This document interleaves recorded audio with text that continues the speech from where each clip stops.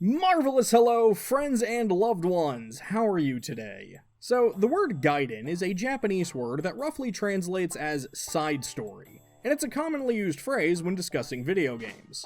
We most often use the term to discuss games that take place outside of numerical mainline titles, games that focus on the perspective of an entirely different character, or sometimes games that mix up the established genre of a series. Games like Shin Megami Tensei If and my favorite video game, Legend of Mana, are often seen as Gaiden titles in their respective series. In some cases, a Gaiden game may be canonical to other entries in the franchise, and sometimes it won't be. But if there's one franchise that lends itself out to the idea of Gaiden games, it's the Like A Dragon or Yakuza series. You've got the non-canonical zombie spin-off side game with Yakuza Dead Souls, which I'm just now realizing I've referenced in 2 videos in a row now. You've got the PSP games that mix up the gameplay and focus on a new protagonist, Tatsuya Ukiyo, and trust me, I am going to talk about these games one day. You've got Ishin and Kenzan that turn the Like a Dragon formula into historical dramas. You've got the Judgment games that the developers themselves don't consider part of the Like a Dragon franchise, even though they take place in the same locations and use the same continuity. And despite being a mainline title, some people would even argue that Like a Dragon 7 is a Gaiden game, since it not only focuses on a new protagonist, but drastically changes the gameplay from a sandbox beat-em-up to a turn-based RPG. And yet, even with all that, it's only now that we're getting a game in the franchise that officially calls itself a Gaiden game, with today marking the release of Like A Dragon Gaiden, The Man Who Erased His Name, which is a short side story focusing on what Kiryu has been up to between the ending of Yakuza 6 The Song of Life and the upcoming Like a Dragon Infinite Wealth. However, there is one more title that I think is worth mentioning, and it's one I don't hear many people talk about. One that simultaneously mixes up the genre of the series while keeping true to its roots. One that drastically changes the established visual style of the series. One that you can beat in less than an hour. Today, I am looking at a simple little title in the Like a Dragon franchise called Streets of Kamurocho. Streets of Kamurocho was developed by Empty Clip Studio, an indie developer probably best known for games like Symphony, Final Fantasy XV A King's Tale, and the recently released Gargoyles Remastered. Now, on Empty Clip's website, Streets of Kamurocho actually says it was released on the Switch, and oh man, I wish. The game came out for free on Steam on October 17th, 2020 as part of SEGA's 60th anniversary celebration. Aside from Streets of Kamurocho, SEGA also released a handful of other free little titles throughout this event, like Endless Zone, which is hilariously a more sci-fi themed Gaiden game in the Fantasy Zone series, Golden Axe, a cancelled prototype, which was a concept pitch to revive the Golden Axe series that clearly never went anywhere, though I will admit, I think Golden Axe is the most hilarious thing you could call a title like that, and Armor of Heroes, which exists. But Streets of Kamurocho was, as you can see, an attempt to make a Like a Dragon game with the classic beat-em-up style gameplay of Streets of Rage. In fact, the game is practically just a ROM hack of Streets of Rage 2. More specifically, the first level of Streets of Rage 2. Which makes perfect sense, right? Taking Sega's classic arcade beat-em-up gameplay with the world and characters of their popular sandbox beat-em-up series. I always thought it was kind of strange that Yakuza games frequently let you play Sega games in the arcades, like Fantasy Zone or Outrun, but never actually had any Streets of Rage titles in them. Streets of Kamurocho presumably takes place, according to the game's opening cinematic, during some sort of alternate version of Yakuza 1 or Kiwami, since Nishikiyama shows up as a dramatic and imposing sprite. I mean, seriously, just, look at this. He is ready to throw down. He is ready to rip his shirt off on top of a skyscraper and show us his, oh god, what tattoo did Nishikiyama have again? One sec, I gotta look this up.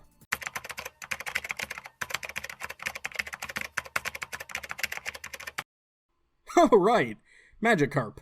So you start the game up and you see that there are 3 playable characters. You've got the Dragon of Dojima, Kazuma Kiryu, the Mad Dog of Shimano, Goro Majima, and a locked mystery third character that I'll talk about later. And yeah, it's a beat 'em up. You punch and kick the peoples until they fall down and the game is like, go, go, go. Even though the layout is ripped straight from Streets of Rage 2, the developers did a really good job making this feel like Kamurocho. You enter the stage through the iconic red gate, and the background has a lot of familiar locations that Yakuza fans are sure to get a kick out of, like Serena, Stardust, and Papo, among others. As you fight your way through the Streets of Kamurocho, instead of picking up bags of dollars or finding plates of fully cooked chicken in the garbage, you pick up much more Yakuza thematically appropriate items, like stacks of yen and Toriner bottles. And can you really call it a Yakuza game if you can't bash your enemies' faces in with traffic cones? Actually, don't answer that, but the point is, you can in this game. You mostly fight through generic thugs and members of the Chinese mafia, but thankfully we do see a few familiar faces. At the end of the first section, instead of fighting Jack outside of the generic bar, you fight La Kalong outside of Bacchus. Oh, boy! Once in the bar, you mostly fight off members of the Yakuza, and this area is a bit more lackluster compared to the outside streets. But overall, it's still fun, and ends with a fight against Nishiki's right-hand man, Shindo. And as soon as you're done with that, it's time for the showdown against Nishikiyama himself. You beat him down, and then, round 1, clear. Round 2, hey, wait a minute, this looks exactly the same. And it is exactly the same. The entire game is just that one level looped over and over again, getting progressively harder until you eventually lose. But when you do lose, so long as you made it to round 2, you do unlock that secret third character I mentioned earlier, Ichiban Kasuga, who, sure, makes absolutely no sense to play as in a game set in the time of Yakuza 1, but who cares? This was the year of Yakuza 7 after all, and Streets of Kamurocho came out about a month before Yakuza Like a Dragon came out in the States, which I guess means this was the first time Ichiban was a playable character in the West. In case you were wondering, all three characters play exactly the same, using Axel's moveset from Streets of Rage 2. Though they do all get different weapons. As I mentioned, Kiryu gets the traffic cone, Majima gets to use the big knife, and Kasuga gets a piece of wood. I get that Streets of Kamurocho was a free budget title released for promotional purposes and all, but it would have been neat if they'd all played a little differently. Or at least didn't all use Axel's voice clips. I would have loved some badly digitized screams from the Yakuza actors, but I also understand there's probably like voice licensing fees for something like that, and again, it's a free budget title released for promotional purposes. Recycled voices aside, the game does have some pretty awesome music, with it using chiptuned versions of some classic songs from the series that were delightful to hear. And most surprisingly, each playable character uses a different track, which is kinda cool. Oh yeah, and I should probably mention, the game is multiplayer, so if you and a friend ever want to throw down in the Streets of Kamurocho together, you can. Just listen to what my good buddy and fellow Yakuza fan, Davidcast JRPGs, had to say about the title as we played through it together. He'll tell you that it's a fun and enjoyable little game when you're playing solo, but there's no denying that like most classic beat-em-ups, there's a charm to playing with a friend that's just hard to replicate. Oh, and yeah, there is friendly fire. Now, if you've been watching this video and found yourself saying, wow, yeah, this looks pretty fun, I'm gonna go download it on Steam right now, you may quickly notice that you can't. Despite coming out on October 17th, the game was officially delisted on October 19th. Then they brought it back from November 13th to the 16th, then delisted it again, then brought it back again from December 14th to the 16th, before delisting it yet again, where it's remained as such ever since. So I'll just say that if you do really want to play it, I'm sure there are ways to do so. Honestly, I would have loved the idea of turning this basic concept into a full title. I would gladly drop between $10 and $30 for a full expansion of this idea and make a classic arcade beat-em-up in this style.